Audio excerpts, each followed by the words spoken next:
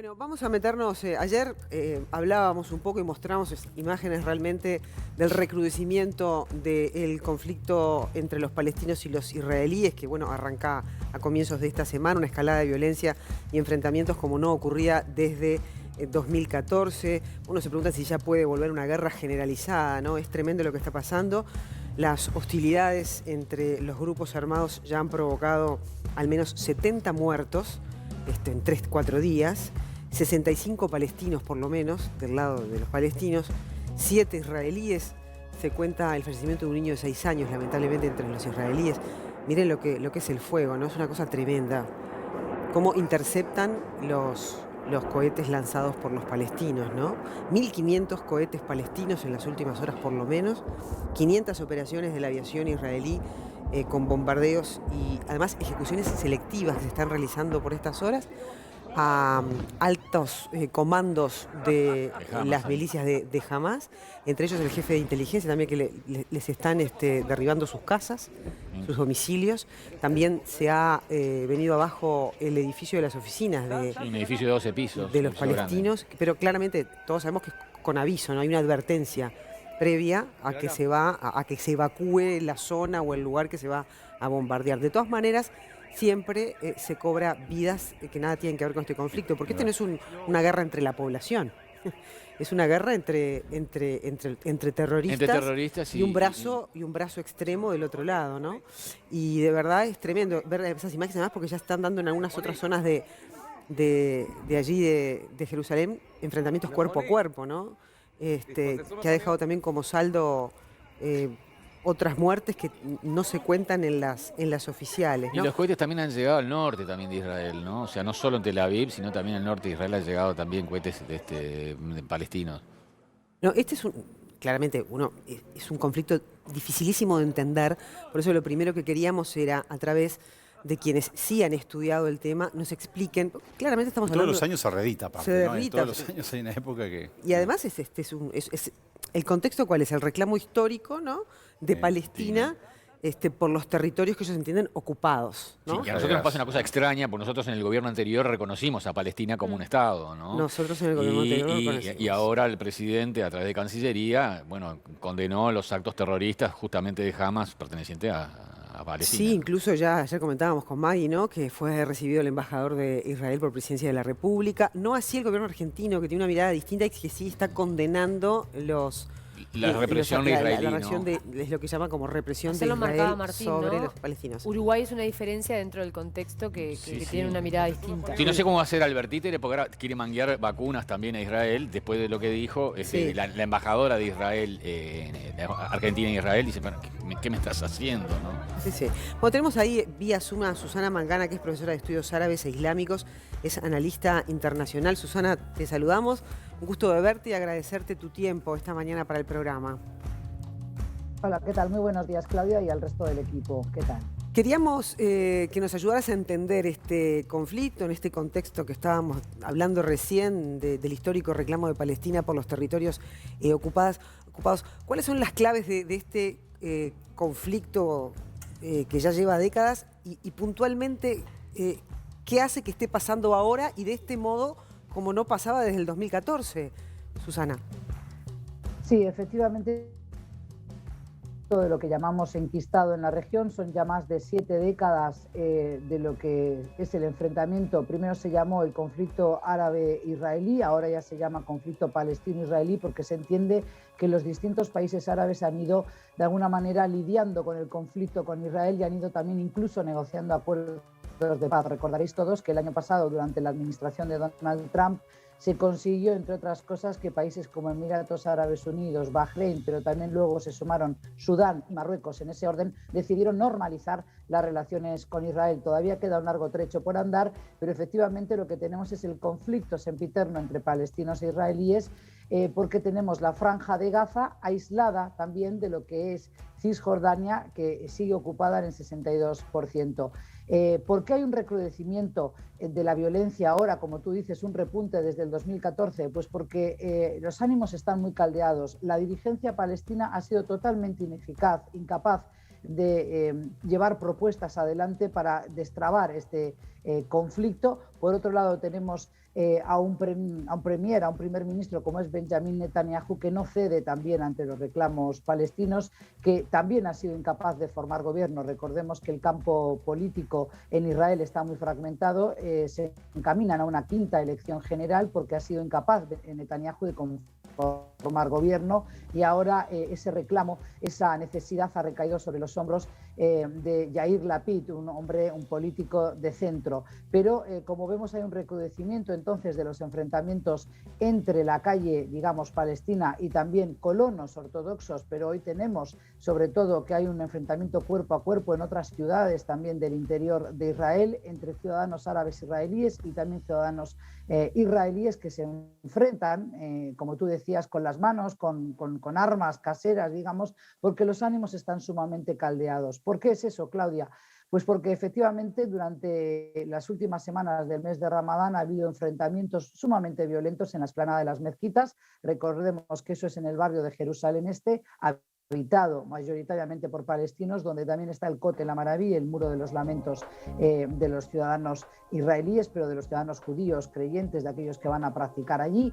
Entonces es sumamente fácil encender la chispa, la llama, pero lo que hizo realmente saltar los ánimos y caldear sobre todo el ambiente es la orden de desalojo de al menos 4 familias palestinas del barrio de Jerusalén Este, es decir, del un barrio también habitado por palestinos de Sheikh Jarrah. Eso no es la excepción, es la norma.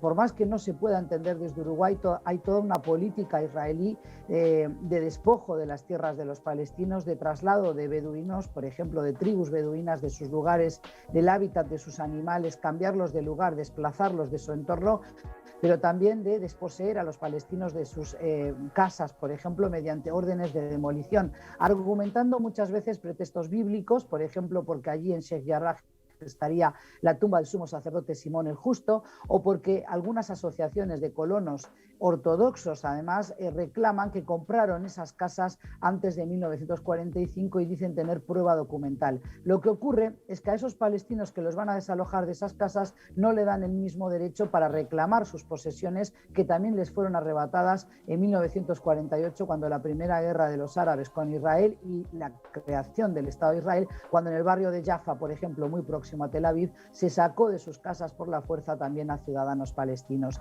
Aquí no hay una historia de unos buenos y otros malos.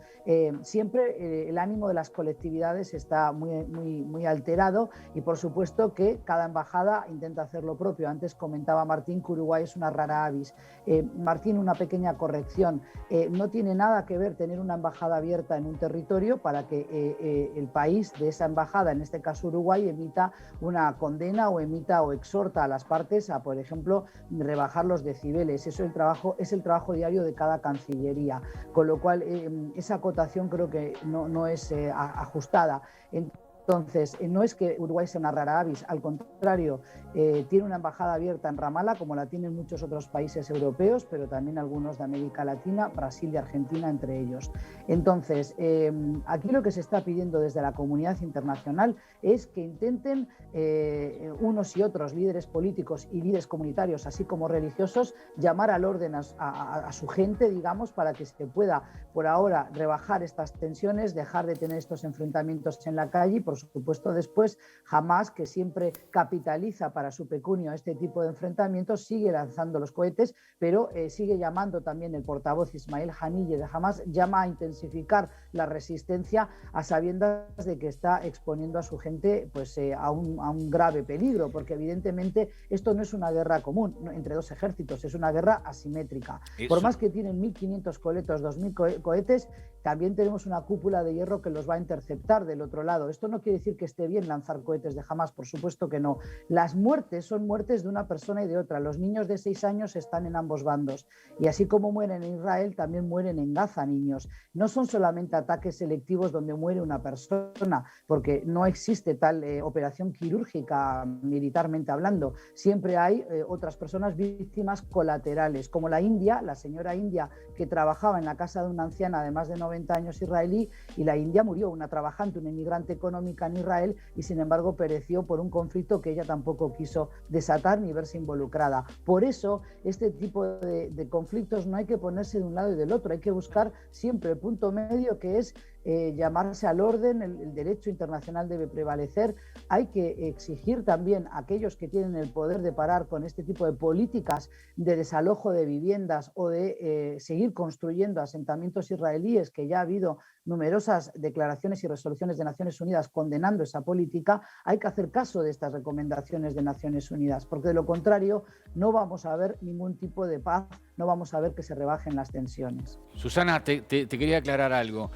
Yo me refería al presidente argentino, Alberto Fernández, que justamente dentro de la embajada argentina en Israel estaba negociando la compra de vacunas, estaba tratando de conseguir un buen negocio, y entonces se quejó que justamente Cancillería y el propio Alberto Fernández terminó condenando. Pero no dije nada de... Tienes razón, si va a pedir favores, evidentemente no tiene una estrategia muy acertada. Quizás te deba llamar para que lo asesores. Pero me refería en cuanto a rara avis de Uruguay. Uruguay lo único que ha hecho es sumarse al clamor internacional siempre de otras naciones que ya de por sí habían abierto embajadas en Ramallah, la capital temporal, dicen ellos, pero que ya sabemos que eso no va a cambiar fácilmente, de la autoridad palestina. Aquí hay que denunciar también otros intereses, como por ejemplo Mahmoud Abbas, un hombre sumamente vetusto, desgastado, su liderazgo político no tiene ya credibilidad ninguna. Los jóvenes palestinos saben que están solos, la calle árabe sabe que está sola, porque evidentemente la comunidad internacional, absorta como está con el tema de la pandemia, la salida, cómo vamos a salir económicamente de esta crisis que nos ha golpeado a todos, ha abandonado no solo este conflicto, sino otros. Entonces, lo triste aquí es que están muriendo civiles de un lado y de otro, y que siempre ganan los radicales que apuestan a la violencia de un lado y del otro. Porque así como he escuchado, perdón, aclaro este detalle, así como hay periodistas, incluso en mi país, que no periodistas, sino ex políticas, por ejemplo, sin dar nombres, porque no viene a cuento decir quién, cada uno sabrá, pero realmente, así como hay gente que dice es que los palestinos incitan al odio a sus niños, los educan en el odio al israelí, eso también es falso, igual que podríamos decir que también hay asociaciones colonas israelíes que corean muerte a los árabes. O sea, cuando los ánimos están caldeados, cuando todos creen tener la única razón y la única verdad, se fanatizan, y ya sabemos que cualquier fanático cree que tiene la verdad de su lado y declara la guerra al otro. Susana, ¿cómo te va? Un gusto saludarte, tanto tiempo. Yo te quería... ¿Qué tal? Buenos días. Te quería preguntar, más allá de lo que son los simbolismos en esos países y los aspectos culturales y religiosos, tú un poco hacías referencia, ¿es equiparable, por ejemplo, la extrema derecha israelí con la parte terrorista palestina de Hamás? O sea, más allá de lo que puedan ser políticas de Estado, digo, hay sectores muy fuertes, muy radicales en ambos países que obviamente tienen un peso importante, ¿no? Claro. Sí, aquí más que comparar, porque siempre vamos a encontrar los matices y no creo que a ellos tampoco les gustara la comparación. Aquí lo que tenemos que entender es que la sociedad israelí no es homogénea, como tampoco lo es la palestina. Cuando hablamos de los palestinos y estamos refiriéndonos a los cohetes que lanza Hamás, también tenemos que entender que no todos los palestinos piensan de la manera que piensa Hamás, no reconociendo al Estado de Israel. Para empezar, cuando hacemos esto, le hacemos un flaco favor a los cientos de miles de ciudadanos palestinos que son cristianos. No nos olvidemos que Belén, Beit Jala, Beit Sahur, muy próximos a los lugares santos del cristianismo, son ciudades netamente cristianas. Los palestinos que inmigraron a Chile, por ejemplo, la inmensa mayoría en la primera oleada eran ciudadanos y son ciudadanos cristianos, con lo cual esto no es solo un tema religioso, es un tema nacionalista. Aquellos a los que les interesa convertir este conflicto en un conflicto religioso olvidan que el 62% de Cisjordania está ocupada militarmente. Entonces, los palestinos no tienen una vida cotidiana nada fácil. Yo no digo que los que vivan en Askelón, que están sufriendo hoy el terror a que les va a caer un cohete encima y tienen que huir y meterse en un refugio, pero tienen un refugio donde meterse, que esto es digamos, es realmente triste tener que vivir así, pero también del otro lado no ven la luz al final del túnel. Y aquí hay muchos culpables, empezando por los países vecinos árabes, que nunca han sabido ponerse de acuerdo en una sola política para dirimir estos conflictos, también siguiendo con la comunidad internacional, que, como decía Martín, al hilo de lo de las vacunas, los países buscan sus intereses, declaran una cosa pero accionan o actúan de otra manera. Entonces, realmente nunca se ha puesto interés en resolver este conflicto, y hoy el que tiene la sartén por el mango sigue siendo Israel, que es un Estado independiente, soberano, con un ejército fuerte, bien pertrechado, bien preparado. Y lo primero que hay que hacer es llamar al orden a los líderes políticos de un lado y del otro.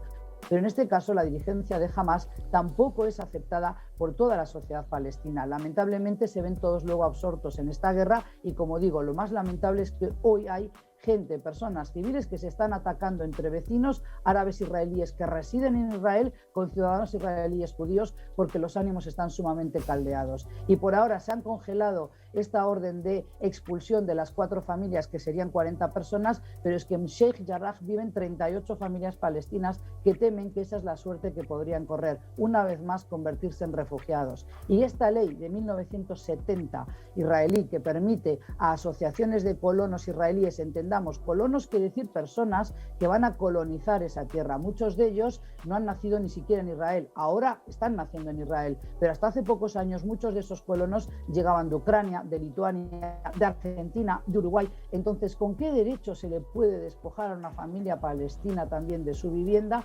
reclamando títulos de 1945 porque se lo compraron a una familia palestina o porque allí tienen vestigios arquitectónicos o tienen la tumba de algún sumo sacerdote? Pensemos qué pasaría si estas mismas asociaciones van a Polonia, van a Alemania, o si vinieran españoles a América Latina a decir es que en estas tierras vivieron antepasados míos, necesito que me las devuelvan. Entonces, esto es una política burocrática israelí que está dirigida a desposeer a los palestinos, y esto, lejos de acercarnos al diálogo y a la paz, lo único que hace es encrispar los ánimos, tensar la cuerda, y hay rispidez en el ambiente desde hace ya muchas semanas. Sobre todo tenemos que tener un contexto también claro en un Oriente Medio donde tenemos una guerra latente en Siria, una guerra latente en Yemen, Egipto está absorto en sus problemas económicos, la pandemia que les ha golpeado y sobre todo un cambio de timón en la política exterior estadounidense que intenta recuperar ese discurso del diálogo, la vuelta a las negociaciones, pero claramente Estados Unidos nunca va a dejar de soltar la mano de Israel. Es su aliado más fuerte en la región, pero también tenemos que entender que mientras que Estados Unidos no acompañe el proceso de paz, va a ser muy difícil. Susana, esto parece un conflicto de nunca acabar y siempre alguna situación despierta o desata, digamos, el volcán. Pensando en eso que decías, ¿no? De, bueno, ¿quién llama al orden? ¿Quién llama a calmar las aguas? ¿Hay algún mecanismo internacional? ¿Naciones Unidas se está comportando como debería? ¿Hay alguien que pueda llevar la orden de paz o por lo menos el auxilio de paz a ambos estados? No, como tú dices, es un cuento de no acabar o es una guerra de nunca acabar, y pareciera que a los radicales parece que este es el status quo que mejor les conviene, porque de esa manera se reorganizan, porque de esa manera siguen incitando a la violencia, al odio entre las dos poblaciones, ¿verdad?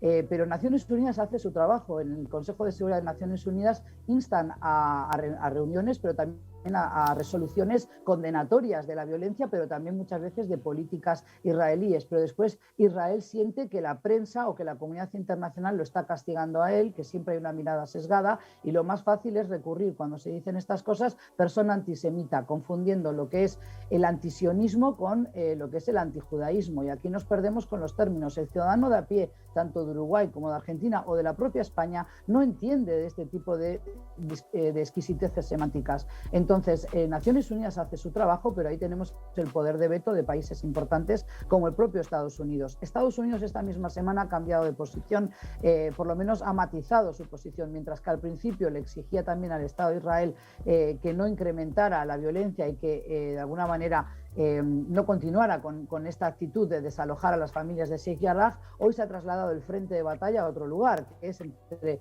los cohetes de Gaza, que son lanzados por Hamás, y lo que es la retaliación de las fuerzas de seguridad israelíes. Y claramente ahí entonces Estados Unidos vuelve a hablar del derecho a la legítima defensa que tiene Israel, que nadie lo niega. Cualquier país tiene la obligación de defender a sus ciudadanos. Eso lo entiende cualquier ciudadano de a pie. Pero vamos a ir a la raíz del problema. Y la raíz del problema es justamente esa política que está destinada a lo que es el acoso y derribo del ánimo de los palestinos, trasladando población beduina, demoliendo demoliendo los rediles de los ganados, por ejemplo, de algunos palestinos, demoliendo con el pretexto de que no tienen título de propiedad o de que está construida con materiales que no han sido autorizados o que no tiene, por ejemplo, cómo demostrar que su familia vivió allí ancestralmente, etcétera. Lo que hay es una manera, por ejemplo, construyendo carreteras por las que solo transitan ciudadanos israelíes que van a ir a esas colonas israelíes que están enclavadas en lo que son los territorios ocupados. Claudia decía al pasar, ocupados para unos y otros entienden que no son ocupados. Israel entiende que son disputados, pero claramente para el derecho internacional y la comunidad internacional ya se expidió al respecto. En muchas ocasiones, recordemos que Cisjordania, por los acuerdos de Oslo de la década del 90, fue troceada en territorios A, B y C. La zona C es la más amplia de Cisjordania, 62% está ocupada militarmente. Allí la autoridad palestina ni gobierna, ni tiene asuntos políticos ni administrativos que dirimir, y tampoco, por supuesto, hay presencia de policía palestina. Es ejército israelí el que patrulla esas calles. Entonces, la violencia que se vive a diario es la que finalmente caldea los ánimos, y hay un hartazgo, hay un desasosiego en la calle árabe que ve la calle palestina, habría que decir, porque cuando decimos árabe hablamos de 22 países árabes. Esa es otra manera de negar la identidad palestina. Hablar de ciudadanos árabes israelíes es negar la condición de palestino.